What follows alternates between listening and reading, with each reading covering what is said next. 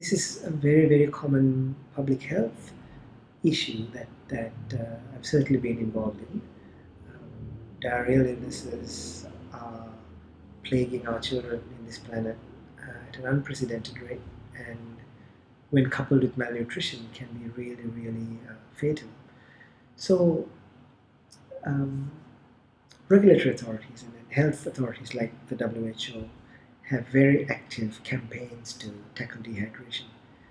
And oral rehydration fluids are used successfully to minimize the effects of diarrhea, for instance. And so these are fluids that have a certain mix of salts and sugars. What I tell parents is to just remember this one interesting detail. The channels that absorb water in our intestines, um, the fancy name is the sodium glucose syntransporter. And what that means is, so you need sodium or salt, and glucose is a kind of sugar. They have to work together to transport water across your intestine membrane to your body. So if you just drink water without any electrolytes or the little elements that are in the water,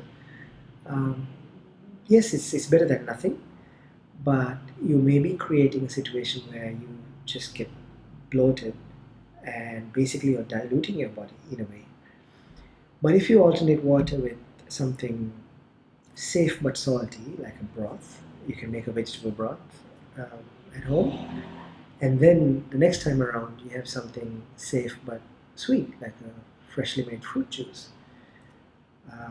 So imagine this. So your child has a diarrhea. There's no vomiting, so you're able to um, give your child liquids to take. The first hour, say 9 a.m., can be a little bit of water, not too much. 10 a.m. could be a little bit of a soup or a broth. 11 a.m. could be some papaya juice. And 12 noon could be some coconut water.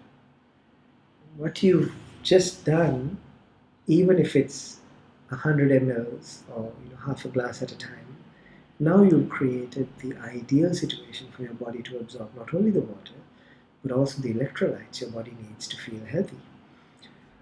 Coconut water is something that I like very, very much, because it is like it is the equivalent of nature's Gatorade, if you will. It has a lot of potassium, which we lose when we have diarrhea. It has some of the fruit sugars that will give us some energy, and it will create a situation where water is better absorbed. So coconut water is a great go-to when you want to replace lost fluids. What is an alternative in, let's say, North America that people can easily get access to? In North America, you could go to the store and get coconut water. But I do understand that while here we may have the fresh coconuts, in worldwide you still can access coconut water in a carton. And if you go with a reliable brand, you could get a very decent product without a lot of the chemical burden that comes with it. If this is not an option, then I would just say reach for your blender and make some fresh fruit juice. From fresh fruit, you can just blend it with added water. That can be set aside, and then you could make a quick vegetable soup. So that's your salty, and here's your sweet, and then you could alternate between those two, interspersed with water. And that is the safest and the fastest way to get your child to feel better. It's a bit more challenging with vomiting, because when you have nausea and vomiting, it's really difficult to hold down food or liquids for that matter. And the key there is to use small, frequent amounts of liquid intake.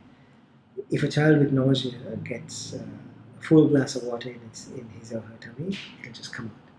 So be patient and sips at a time, small amounts, so that the tummy will not feel too stressed and will actually keep it in.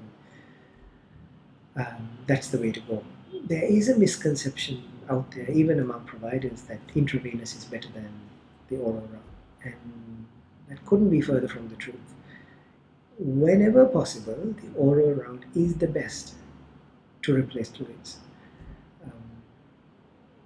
When we're dealing with a situation where the oral route is not available anymore, not an option anymore, then and only then should we use the intravenous route.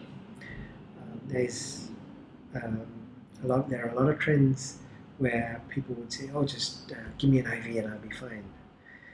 And there's a certain amount of a placebo effect associated with that. Of course, the intravenous can be given faster, I suppose, but faster doesn't always mean better. Anytime you take a needle and you puncture a vein, there's a risk of phlebitis, there's a risk of infection, there's obviously the pain that's associated with it. And if child or adult, if you can consume liquids through the oral route, that is a very, very appropriate way to replace lost fluids.